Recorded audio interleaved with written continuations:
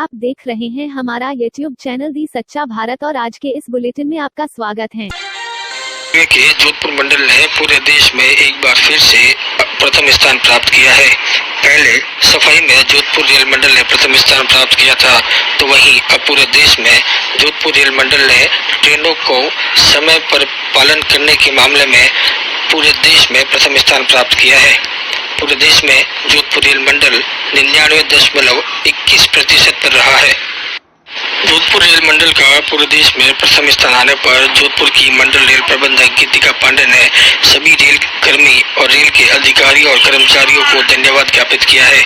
उनका कहना है कि यह प्रथम स्थान टीम वर्क के कारण हुआ है। उनके रेल कर्मचारी 24 घंटे काम करते हैं। ऐसे में उन्हीं की मेहनत से जोधपुर रेल मंडल समय पालन में पूरे देश में प्रथम स्थान पर रहा है। गर्व की अनुभूति है, बहुत ही सुखद एहसास है कि समस्त भारतीय रेल में जोधपुर मंडल, उत्तर पश्चिम रेलवे के जोधपुर मंडल का प्रथम स्थान है पंक्चुअलिटी में। जब हम समय पालना की बात करते हैं तो भारतीय रेल यात्रियों को सुरक्षित और समय से उनके गंतव्य तक पहुंचाने के लिए प्रतिबद्ध है। ये और भी बहुत हर्ष की विषय है कि उत्तर पश्चिम रेलवे, नॉर्थ वेस्टर्न रेलवे पूरे 17 जोन में प्रथम स्थान पे है पंक्चुअलिटी में, और उत्तर पश्चिम रेलवे के चारों जो मंडल हैं वो उसमें जोधपुर तो प्रथम है ही है, उसके साथ बीकानेर, अजमेर 7वें 8वें पे और जयपुर 14वें स्थान पे है।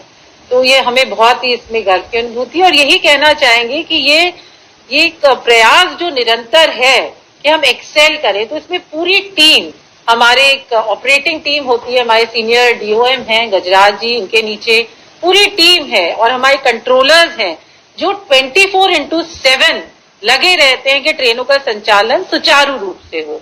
इसमें यह भी देखा जाता है कि हमारी गुड्स ट्रेन है, वो गुड्स ट्रेन हमारी चलती रहती है, फिर भी हमें सिंगल लाइन है जोधपुर डिवीजन, उस पे ही अपनी ट्रेन को टाइम से निकालना होता है। इंटरचेंज भी बहुत है, 85 से 90 हमारी ट्रेन 6 इंटरचेंज पॉइंट्स हैं जो बाकी हमारे डिफरेंट रेलवे से, उनके डिवीजन से इंटरचेंज होती हैं। उसके बाद भी ये बहुत ही अच्छा एक प्रदर्शन हुआ है, उसके लिए मुझे बहुत ही संतुष्टि है। धन्यवाद। टीम वर्क होता है जिसमें एक प्रॉपर प्लानिंग और स्ट्रैटेजी होती है। तो हमारे जो ऑपरेटिंग डिपार्टमेंट है, जो कंट्रोलर्स हैं, वो 24/7 कंट्रोल को मैन करते हैं। इसमें ये पाथ, कैसे हम ट्रेन को पाथ देंगे उसकी प्लानिंग होती है, क्रॉसिंग कैसे करवाई जाए उसकी प्लानिंग होती है, पहले से ब्लॉक्स दिए जाते हैं, क्योंकि जो भी हमारा ट्रेन की रख रखाव है, ट्रैक की रख रखाव है, उसके लिए भी हमें समय निकालना होता है। तो एक प्रॉपर प्लान्ड वे से, तरीके से, टेक्निकल एक्सपर्टीज के साथ ये काम किया गया। इसके साथ साथ ऑफिसर्स फुट प्लेटिंग पे गए, हमारे सीनियर डीओएम ने टीम्स बनवाई, हमारे सारे अधिकारी डिपार्टमेंट से हट के, ये नहीं कि सिर्फ ऑपरेटिंग के, बाकी डिपार्टमेंट के लोगों ने भी फुट प्लेटिंग किया। तो वो जब वो एलपी और एएलपी के साथ फुट प्लेटिंग करते हैं तो उनका भी मोराल हाई होता है। ये लिस्ट रेलवे बोर्ड से जा रही है। मंडल रेल प्रबंधक गीतिका पांडे ने बताया कि Jodhpur rail division single track होने के बावजूद भी यहाँ के अधिकारियों ने अच्छे से मैनेज किया। जहाँ मालगाड़ी चलने के बावजूद भी सभी पैसेंजर गाड़ियों को समय पर क्रॉसिंग दिलवाई और एक टीम वर्क के कारण पूरे देश में प्रथम स्थान प्राप्त किया है। को नगर परिषद ने एक चाय की दुकान सीज करने को लेकर कांग्रेस कार्यकर्ताओं में भारी आक्रोश पैदा हो गया है। उनका कहना है कि केवल इसी दुकान को टारगेट बनाया गया है नगर परिषद ने, जबकि शहर में बहुत सारी चाय की दुकानें हैं जहां भीड़ मिलती है। उनके खिलाफ कार्रवाई क्यों नहीं की गई, उनको सील क्यों नहीं किया गया। सामने रोजाना क्रिकेट चलता है, उनके खिलाफ कार्रवाई नहीं की, केवल एक तरफा कार्रवाई की नगर परिषद ने।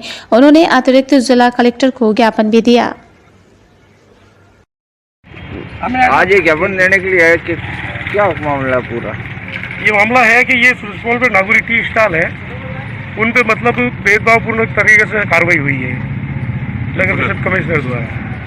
तो ये अगर पूरे शहर में मतलब इस तरह की काफ़ी जगह और भी ऐसी भीड़ रहती है, उन जगहों को छोड़ के एक जगह को टारगेट किया जा रहा है और बहुत लंबे समय से आपको परेशान किया जा रहा है, तो ये गलत है। उस बाबत हम लोग मांग करने आए हैं। दुकान को एक बार वार्निंग दी जाती है, उसकी पेनल्टी काट दी जाती है। ये नहीं होता कि इनडायरेक्ट उस दुकान को सीज किया जाएगा, नोटिस भी दिया जाता है। डायरेक्ट सीज करना इस तरफ का एक इशारा कर रही है कि एक समाज के एक दुकान व्यवसायी को डायरेक्ट इनडायरेक्ट टारगेट करना, उसके इसके संबंध में कलेक्टर साहब को ज्ञापन देने के लिए आए। उसके सामने क्रिकेट का चल रहा है।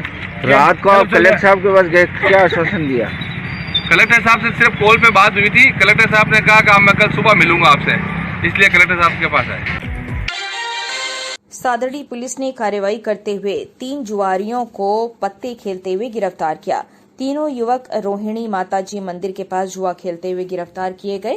तीनों युवक प्रकाश पुत्र मीठा लाल जैन, सुकन राज पुत्र रमेश कुमार सोनी, राजेंद्र कुमार पुत्र राम कुमार वैष्णव को जुआ खेलते हुए गिरफ्तार किया गया और जुए में 3,650 रुपए की राशि बरामद की गई।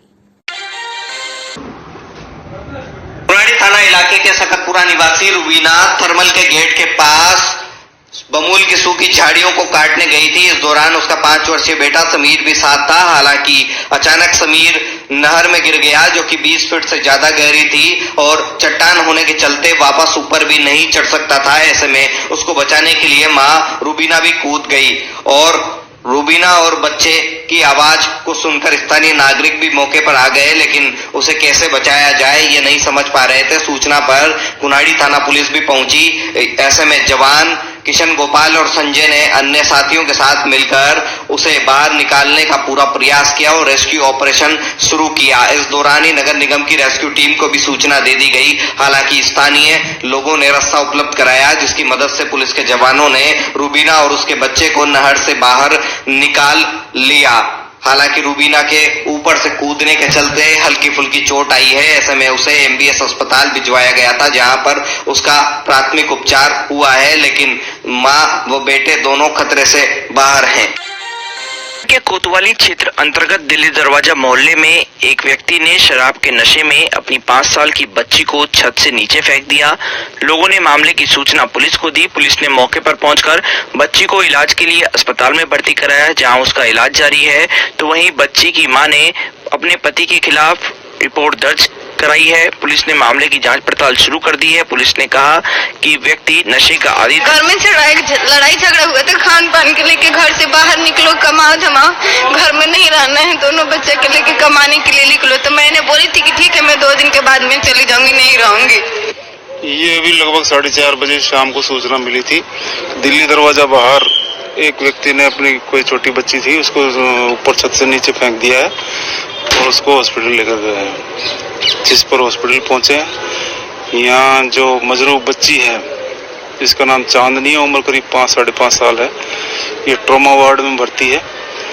इसकी मां ने बताया है कि जो बच्ची का पिता है उसी ने बच्ची को फेंका है, जिसके लिए लिखित रिपोर्ट भी दी है, जिस पर प्रकरण दर्ज किया जाएगा। नियमानुसार कानूनी कार्रवाई की जाएगी। तो क्या बताया रिपोर्ट में, क्या बताया? रिपोर्ट में यही बताया कि साहब इसके पिता, बच्ची के पिता ने इसको जो है गृह क्लेश की वजह से फेंका है छत पे से। बच्ची की मां ने बताया कि वो कोई कामकाज नहीं करता है, दिन भर घर में रहता है। वह कमाने के लिए जाती है, उसी से घर खर्च चलता है। आए दिन घर में विवाद होते हैं। रातौड़ा थाना से स्थित एयरफोर्स ऑफिसर्स मेस परिसर में रहने वाले सैन्य अधिकारी के साथ 10 लाख रुपए की ठगी हुई है। यह ठगी सैन्य अधिकारी को वाइन कंपनी में हिस्सेदारी देने के नाम पर की गई है। ऑनलाइन ठगी के बाद संपर्क करने वाले ने अपना फोन बंद कर लिया। इसके बाद सैन्य अधिकारी ने थाने में मामला दर्ज करवाया है। एक सैन्य अधिकारी के पास में पिछले मार्च में उन्होंने कोई साइट पे मैसेज आया उनके मोबाइल पे, जिसको क्लिक किया, उससे जान पहचान हुई और व्हाट्सएप पे उनकी चैटिंग हुई और शराब कंपनी में हिस्सेदारी के नाम पे उनसे 10 लाख रुपए की वसूली कर ली, धोखाधड़ी करके। हमने मुकदमा दर्ज किया है, अनुसंधान कर रहे हैं। कौन सा एक्ट? IT एक्ट और 420-406। सैन्य अधिकारी के साथ ठगी 5 मार्च से 29 मार्च के बीच हुई और उसके बाद उस व्यक्ति ने अपने संपर्क बंद कर लिए। बताया जा रहा है कि लंदन की एक कंपनी के नाम से हूबहू बनाती हुई एक वेबसाइट बनाई और उसके बाद सैन्य अधिकारी को वाइन कंपनी में हिस्सेदारी का लालच दिया। यूपी पंचायत चुनाव में बॉलीवुड का तड़का भी लग गया है। 2015 में Femina miss India runner up रही दीक्षा सिंह जौनपुर में पंचायत चुनाव लड़ेंगी। दीक्षा सिंह वार्ड 26 बक्शा से जिला पंचायत सदस्य के लिए मैदान में है। मैंने हर 6 महीने में 4 महीना तो यही बिताए हैं पिछले 25 साल से। 25 साल से भी नहीं, उससे कम में 25 साल की भी नहीं। और मैं यहाँ पे 8 साल तक पैदा होने की बात कर रही हूँ और मुझे पता है कि जब सिर्फ संडे के दिन दूरदर्शन पे शक्तिमान आता था ना 12 बजे, तो सारे बच्चे कैसे एक ही घर में भागते थे एक ही टीवी को देखने के लिए, क्योंकि ऐसी जगह से हम बड़े हुए। और आज 10 साल 15 साल बाद भी कुछ बदला नहीं है। अगर आप कहीं बाहर निकल जाते हो तो आपकी जिंदगी संवर जाती है, लेकिन जो वहीं रह जाते हैं उनकी जिंदगी वैसी की वैसी ही रह जाती है।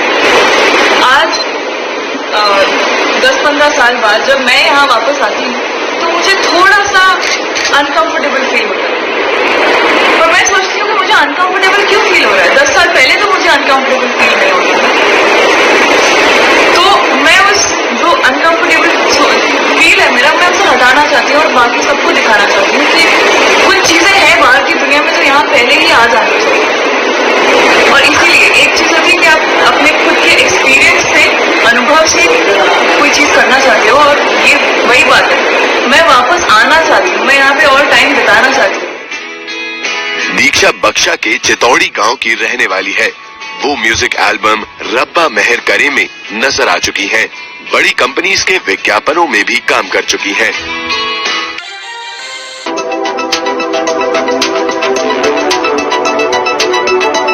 आईपीएल शुरू होने से 6 दिन पहले दिल्ली कैपिटल्स के ऑलराउंडर अक्षर पटेल कोरोना संक्रमित हो गए हैं। टीम के मैनेजमेंट ने इसकी पुष्टि की। बयान में कहा गया कि प्रोटोकॉल का पालन करते हुए अक्षर को आइसोलेट कर दिया गया है।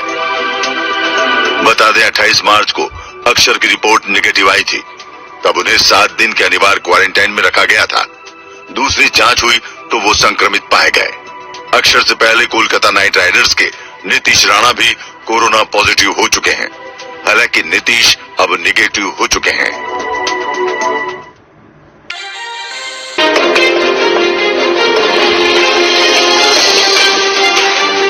एंटीलिया केस में गिरफ्तार मुंबई पुलिस के सस्पेंड एपीआई सचिन वजह की कस्टडी 7 अप्रैल तक बढ़ा दी गई है।